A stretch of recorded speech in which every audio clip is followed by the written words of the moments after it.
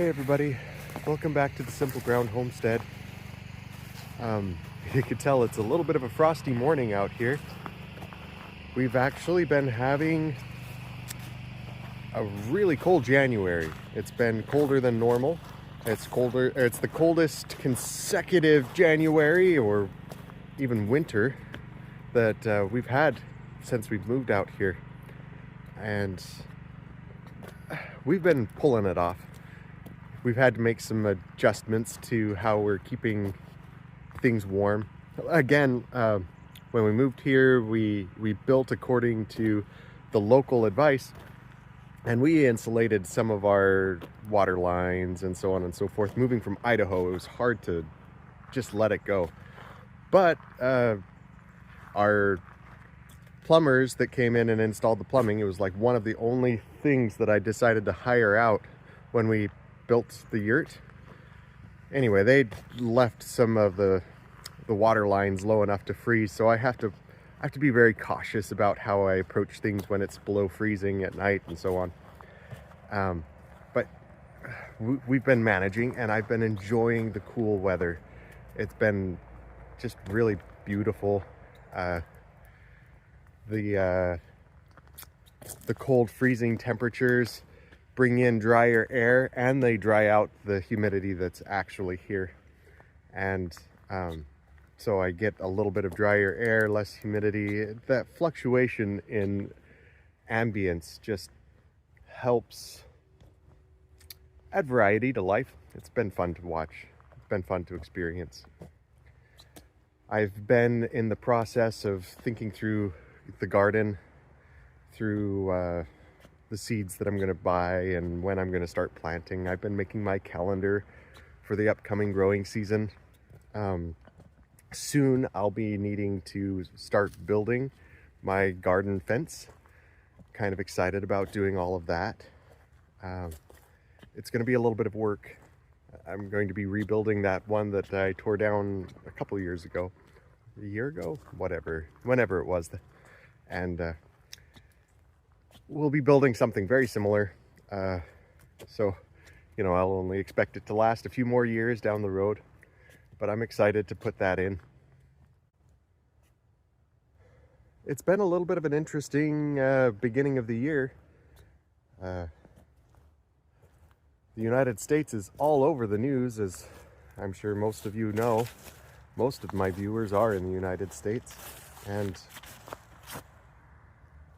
man, everything's polarized, and it's been polarized for years, but I didn't know it could get even more polarized, and that's what happened. But I don't want to get into politics too much.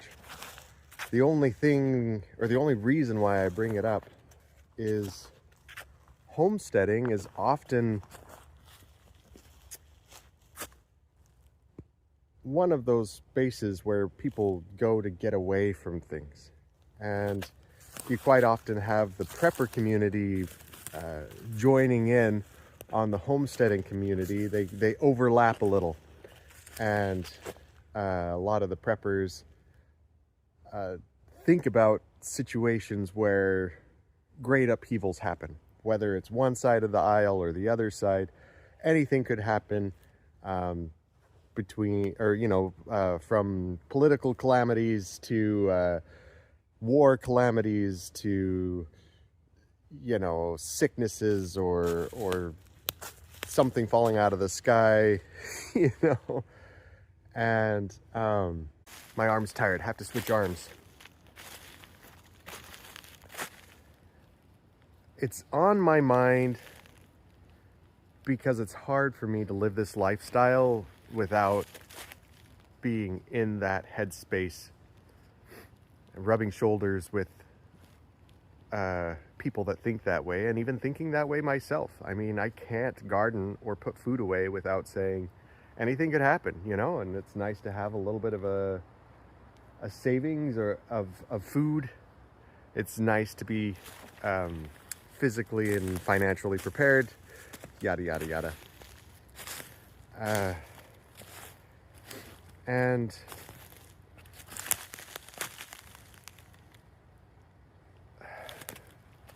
this is a topic for a video a longer video than just a check-in video.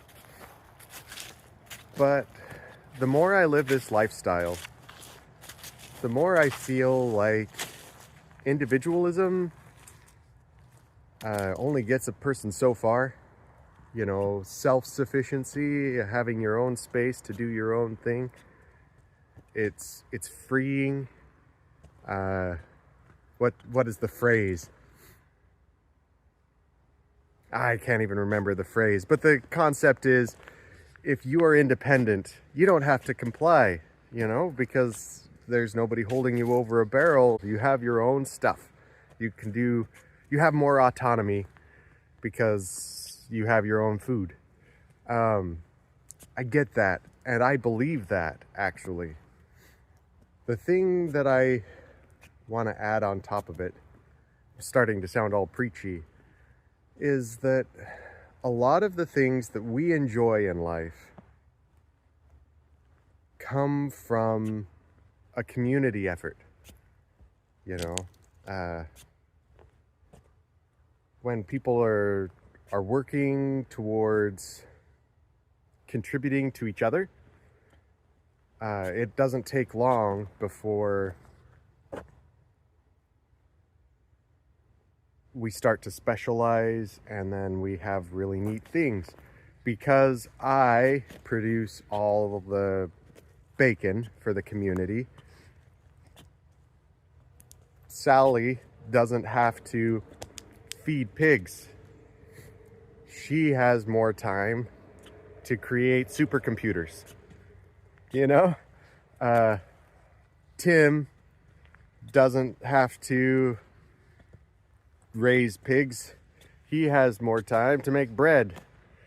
So he makes bread, I make bacon, Sally makes supercomputers, and we have bacon, bread, and supercomputers, where I would never be able to do supercomputers and bacon and bread, if that makes any sense. It's an interesting balance. And it makes me wonder, watching everything happen, living out here the way I do, how I can connect a little bit more with some sort of community and give back in a way that is helpful, you know, that can kind of lift everybody. So everybody has a better standard of living, you know, and there's a little less fear, there's a little less stress, there's a little less division and finger pointing. And I know in the past, me making videos has been my method, so I'm just going to stick with what I know. And I would love to hear what everybody else does, you know, everybody else's perspectives on community and so on. I'm wandering back over into the sound of my generator. I'll give you a quick update on that. I'm a little bit annoyed, I guess, because it runs fantastic when it runs. It does a pretty good job of just firing up and running away. But, oh, I better stop before I get too close to that noise. On any day that's colder than 40 degrees, or well, maybe even 45 degrees Fahrenheit, it does not want to start on propane. It'll only start on gasoline. And then anything colder than 35 degrees, it won't start at all. Doesn't matter if it's propane or gasoline. I haven't figured out why. My guess, my assumption is that it has something to do with the automatic fuel selector that's inside of there. I have no manual workaround. I can't verify that. But what I have done is, if I run my backup generator, now, okay, I have to clarify. Something's up with my backup generator. I think it's my rectifier is out. I need to replace it. I'm not entirely sure. it will run my old school heater, you know. So I turn on my backup generator, I run the heater on my new generator until it warms up everything, and then I could start my new generator and it produces power that is clean enough to run my house or to charge my batteries or whatever. The batteries have been stellar. They've been doing a fantastic job. I do have some programming issues, I think, with them that I need to clarify, and I haven't had time to contact the company yet. That's another video too. But they produce so much power, they store so much power. The only problem I have is recharging them because they hold so much energy. It takes a long time to recharge, right? But that's a good problem right now. Something I could totally sort. I'll show you what my silly generator setup looks like now that you kind of understand, and I can shout over the generator.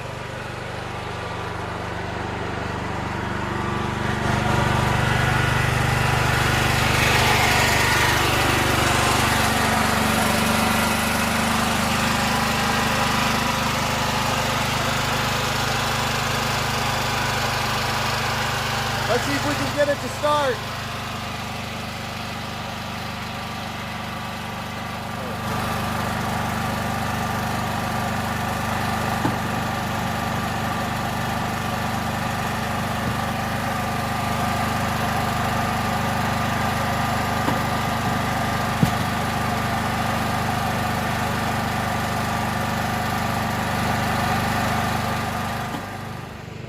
Well, I haven't run that heater quite long enough to warm up the generator enough to get it to start. As you can see, it's kind of a silly setup back there. It's kind of the way of things around our place, it seems. That Honda generator starts right up. The engine runs amazing, like the old Hondas do, and I need to get it fixed. It's on my list. It's on my very long list of things to fix. But